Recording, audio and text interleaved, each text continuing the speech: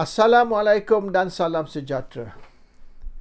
Hari ini PAS telah tanda tangani proklamasi orang Melayu dan beberapa pemimpin Parti Peribumi Bersatu juga sign, walaupun tidak jelas mereka sign bagi pihak parti ataupun personal.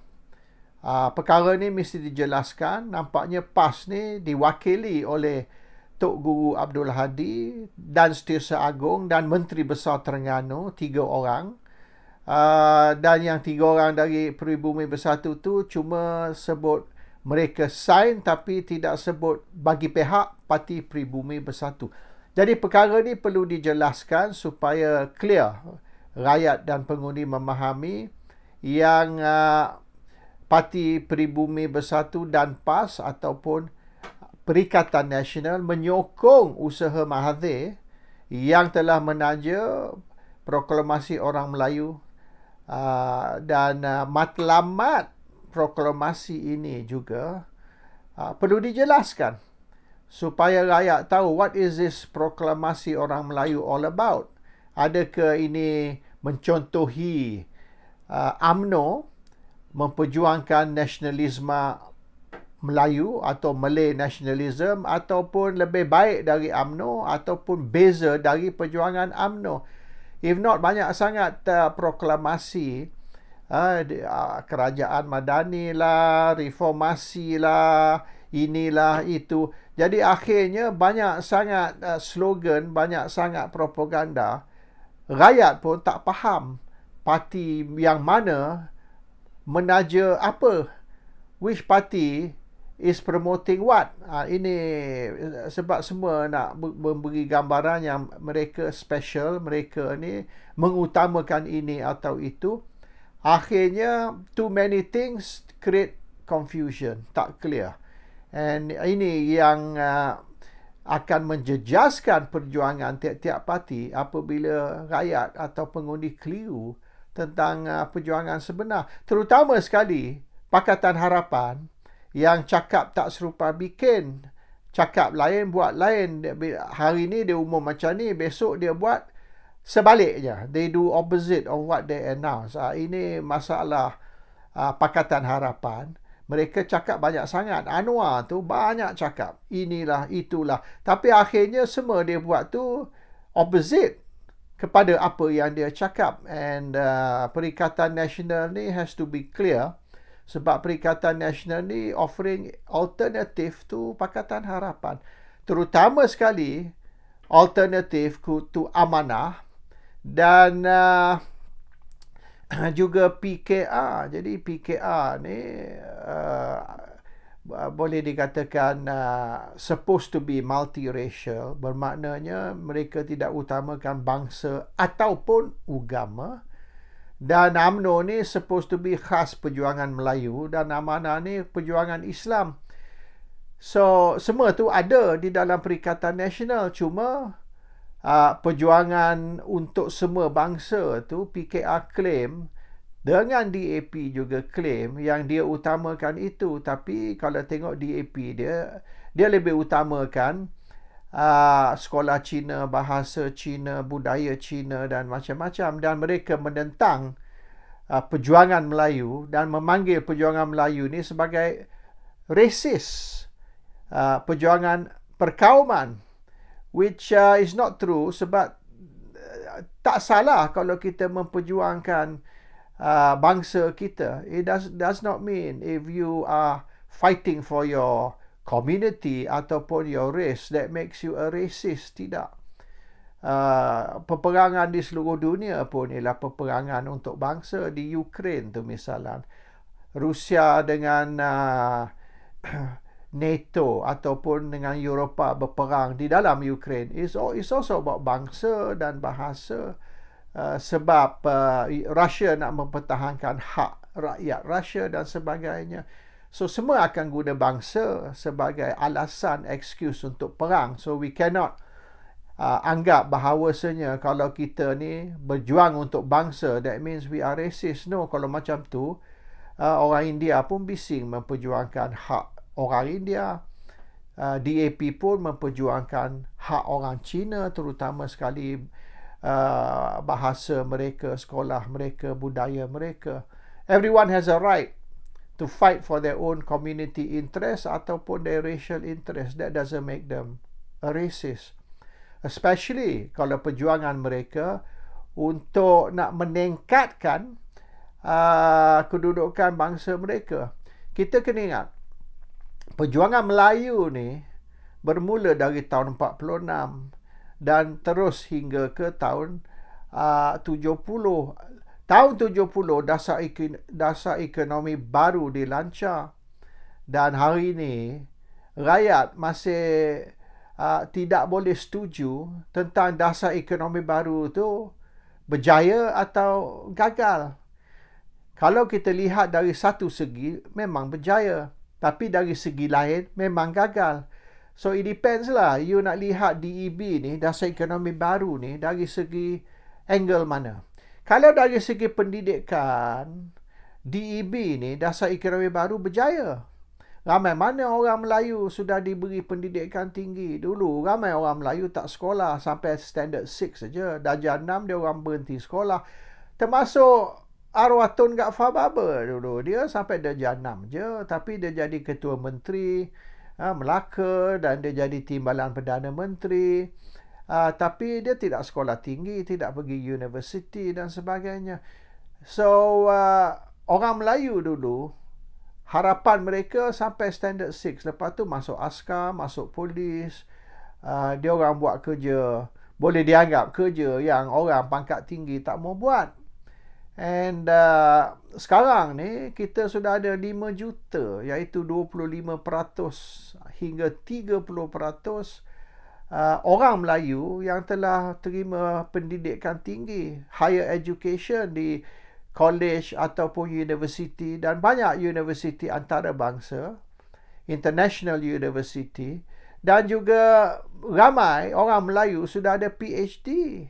Dulu mana ada semua ni. So dasar ekonomi baru berjaya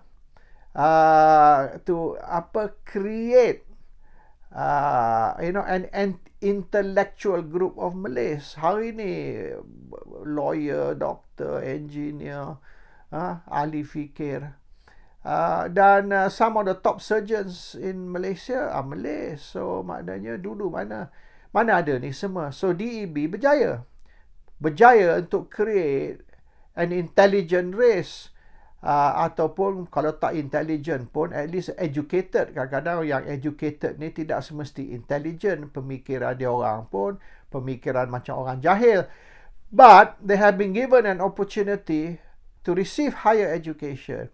Hari ni Melayu duduk di Taman Tun, Damansara, Subang Jaya, Shah Alam, banyak di tempat-tempat boleh dianggap sebagai elit. Rumah-rumah orang elit. Orang Melayu ramai. And orang Melayu kalau dulu duduk kampung, dan berapa orang dulu orang Melayu, katalah kita ambil 5-60 tahun dulu ataupun masa merdeka dulu, ramai mana orang Melayu ada kereta. Boleh katakan di sini sana 1-2 je orang Melayu ada kereta. Maknanya they are from the elite class. Hari ni working class biasa bukan saja ada kereta, sampai kadang-kadang 2-3 kereta mereka ada kat rumah. So Malaysia come a long way. Ini kita kena percaya. Melayu semenjak merdeka sampai sekarang sudah maju.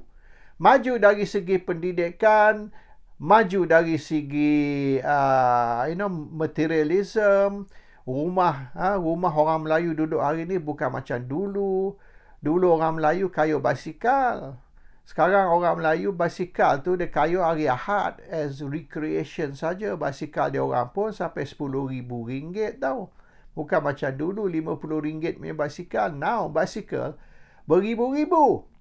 Ada sampai RM20,000 pun basikal. But it's not used untuk kayuh pergi kerja. It's used untuk exercise ataupun recreational on weekends dan sebagainya. So the Malays have progress. Dari segi boleh dikatakan quality of life, dari segi pendidikan, tapi dari segi korporat memang Melayu ketinggalan. Ini kita tak nafilah benda tu. Tapi kita tak boleh ukur kejayaan Melayu berdasar kepada banyak mana duit dalam bank sahaja. No. We have to see the spiritual development, intellectual development, education development overall of the Malays. So kalau kita nak boleh katakan look at the wholesome punya tu, yes, orang Melayu banyak berjaya, orang Melayu banyak terima faedah dari dasar kerajaan untuk membangun orang Melayu at all levels. Dan dasar ekonomi baru is one of the key programs ataupun targets of the government semasa itu. Dan walaupun kita boleh katakan UMNO di belakangnya, tapi it's not UMNO alone. UMNO ni mengeluarkan hasrat ataupun matlamat. Dan benda ni dilaksanakan oleh administration, iaitu kerajaan ni majoriti orang Melayu at all levels. And so it is the technocrat ataupun the administrators yang melaksanakan plan. UMNO boleh plan, kita nak majukan Melayu, kita nak ada ni. Tapi kalau administration ataupun teknokrat tidak melaksanakan, tak berjaya juga. Setakat hasrat saja. Misalnya hasrat UMNO, dia kata nak hapuskan rasuah. Tak berjaya pun. Sebab ini bertentangan dengan pendidikan orang Melayu. So sekarang ni kita tengok pendidikan orang Melayu, kita perlu kaya. Kalau kita tak kaya, maknanya kita gagal. Jadi, kegagalan atau kemajuan orang Melayu diukur dari segi kekayaan. Kalau kita kaya, maka kita berjaya. Kalau kita tak kaya, maka kita sudah gagal. Jadi, orang cari jalan untuk menjadi kaya, tak kisah haram atau halal. Kalau terpaksa curi, lakukan rasuah, dia orang akan buat. Sebab dia nak berjaya. Dia nak berjaya, jadi kaya. Dan untuk jadi kaya, kena shortcut. Shortcut tu kita buat secara haram lah, bukan secara halal. So itu satu kelemahan atau kegagalan pendidikan orang Melayu. Mereka diajar, orang Melayu diajar, to get rich is glorious. Macam ni Deng Xiaoping kata di China. To get rich is glorious. So, kalau to get rich is glorious, maka kita kena kaya cara apa sekalipun, jalan halal atau jalan haram. This is why Melayu pun perlu dididik, diajar bahawasanya kejayaan tak boleh diukur dari segi kekayaan atau banyak mana duit dalam bank sahaja. Malays are successful in many other fields. Tapi mungkin dari segi korporat, Melayu ni ketinggalan. Dan ini also oleh kerana dasar kerajaan yang salah. Kerajaan kata orang Melayu perlu menyaga. Orang Melayu maknanya have got to turn into corporate animals. Tapi kalau orang Melayu nak jadi kaya melalui korporat, so kita kena beli saham, kita kena ni.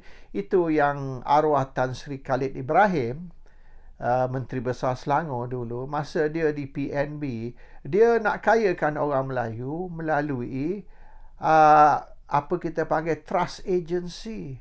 So trust agency ni termasuk GLC sepatutnya memain peranan sebagai institusi amanah untuk orang Melayu. Bukan semua industri orang Melayu boleh. Mana kita nak buka TV station. TV station yang NTV dulu 100 juta. 100 juta nak buka TV station. Dan mereka anggar yang untuk 6-7 tahun pertama mereka tak akan untung. Mereka akan rugi. So 6-7 years you got to suffer a loss. And you kena invest 100 million. Ramai mana orang Melayu boleh buka TV station. Jadi kenalah trust agency yang buat. Tapi macam TV3 tu diguna untuk propaganda pula, diguna untuk politik. So matlamat dia memang bagus. Tapi perjalanan dia tu boleh dianggap sebagai menyeleweng. Airline. kapal terbang. Takkanlah individu Pak Mat atau Pak Awang boleh buka satu airline. Kenalah trust agency. Dan trust agency pula diguna untuk mengaut kekayaan. Dan akhirnya even the airline company pun rugi kerana takbiran, bukan rugi kerana apa. So banyak di mana matlamat dia bagus tapi akhirnya gagal kerana pelaksanaan dia tu malah fide. Mereka guna untuk kepentingan diri sendiri. So kita tak boleh salahkan dasar. Dasar tu bagus, kita salahkan pentadbir. Siapa yang menyeleweng, siapa yang salah guna institusi tersebut untuk mengaut kekayaan untuk diri sendiri. So the problem sekarang ni, okay, kita ada proklamasi orang Melayu. What's it about? Apa yang mereka berharap atau matlamat mereka untuk mengadakan? Is it purely politik? Adakah semata-mata kerana nak menang pilihan raya ataupun memang betul ada satu rancangan di mana orang Melayu boleh dibangun. Dan sekiranya kita betul-betul nak bangunkan orang Melayu, we have to start with education, pendidikan. Dan sekiranya kita nak didik orang Melayu, kita nak beri orang Melayu pendidikan yang boleh dianggap sebagai first world, bukan third world, first world quality, maka kita kena buka minda orang Melayu. Jadi sikit-sikit ini tak boleh cakap, sikit-sikit itu tak boleh tulis. Jadi kalau kita kontrol apa orang Melayu boleh cakap, apa orang Melayu boleh tulis, dan sekira mereka membuat sesuatu yang kerajaan menganggap melanggar undang-undang, maka we are stifling the mental capacity of the Malays. Orang Melayu tidak boleh membangun sekira otak orang Melayu ni mundur. So kalau kita tengoklah komen di social media, di internet, komen orang Melayu, nampak sangat orang Melayu ni tak mampu memikir. Malays are backward, mentally backward. Their mentality is so outdated. Di England ni, kalau kita nak soal Tuhan tu wujud ke tak wujud, dibenar. You debate lah. Kalau you rasa Tuhan tak wujud, okay, you beri hujah you. Sebab apa you kata Tuhan tu tidak wujud? God does not exist. Why? Give us your reason why. Dan kita jawab, why God does exist. Tuhan wujud. Kita jawab awak balik. Tapi mengharamkan perbincangan isu-isu misalnya Tuhan ni wujud ke tak wujud, dan kita kata tak boleh, kita orang Islam tak dibenar debate isu-isu tu, maka kita ni close mind. We are closing the mind of the Malays. So itu satu contoh. Banyak lagi yang sebenarnya. So the point is, perjuangan untuk meningkatkan kedudukan orang Melayu. This deklarasi orang Melayu.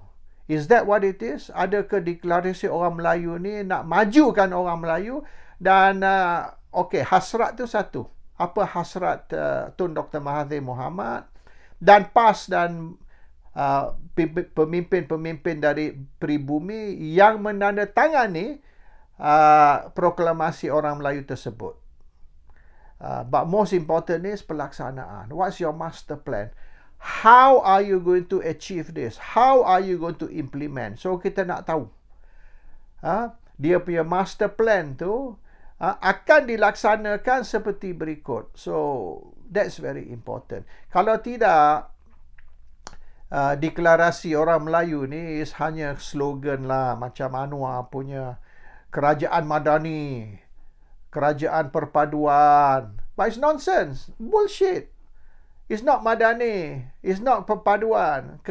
Masih kecoh politik Melayu. Dan madani ni has got to have a compassionate government. Mana government yang ada compassionate? Tengok cara dia buru pemimpin-pemimpin pembangkang. Muhyiddin Yassin dan beberapa pemimpin dari Parti Pribumi Bersatu ditangkap dan di-charge. Madani ke tu? Dan sekarang dia nak cuba tangkap dan charge pemimpin-pemimpin PAS pula. Tapi sampai hari ni belum lagi lah. Tapi dia ugut. 2 hari dulu pun pengarah komunikasi UMNO berkata, ini Azmin Ali tunggulah, tak lama lagi ni kita tukar ketua polis negara, dan ketua polis negara yang baru ni akan tangkap dan charge Amin Azmin Ali, kes sandakan tu, kes sodomi yang berlaku dia. So itu ke matlamat UMNO? Ketua ni pengarah penerangan UMNO, fokus dia is nak tangkap Azmin Ali atas kes di hotel sandakan, kes semburit atau kes sodomi. So kalau itulah perjuangan UMNO, maknanya the country is in deep shit. Orang Melayu tidak lagi menjadi keutamaan untuk UMNO. Matlamat UMNO ialah tangkap orang Melayu yang lain, masuk mereka ke dalam penjara, baik untuk kes seks ke, kes rasuah ke, kes salah guna kuasa ke. Itu fokus UMNO. Fokus UMNO nak penjarakan pembangkang, bukan nak majukan orang Melayu. Jadi kalau itu mungkin sudah sampai masa yang sesuai lah untuk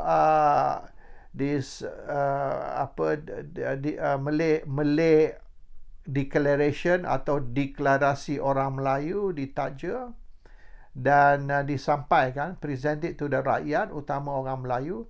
Jadi biar orang Melayu ni tahu siapa sepatut sokong, Pakatan Harapan ke yang fokus dia nak masuk orang dalam penjara, atau Perikatan Nasional yang ada satu clear plan, satu blueprint untuk cara mana nak meningkatkan kedudukan orang Melayu, to improve the Malay position di dalam negara Malaysia. And this is very important sebab orang Melayu duk ingat kalau kita banyak duit dalam bank itu bermakna kita sudah maju. Kalau kita kekurangan duit kerana apa sebab sekalipun, mana kita tidak maju. No, kemajuan is more than just money in the bank. Orang Melayu kena beri kesedaran ini. Dan sekira proklamasi orang Melayu ni, hasrat ialah untuk menyampaikan mesej kepada orang Melayu dan keluarkan satu master plan atau blueprint tentang macam mana dalam the next katalah 10 tahun akan datang orang Melayu, kedudukan orang Melayu boleh ditingkatkan. So kemungkinan besar kalau orang Melayu faham apa dia ni deklarasi orang Melayu dan orang Melayu terima hasrat deklarasi ini, maka sokongan orang Melayu terhadap Perikatan Nasional dan mereka yang di belakang proklamasi orang Melayu ni akan meningkat.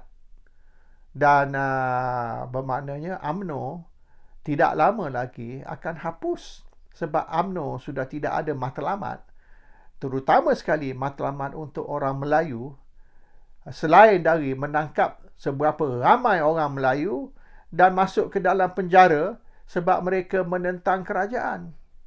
Assalamualaikum. Salam sejahtera.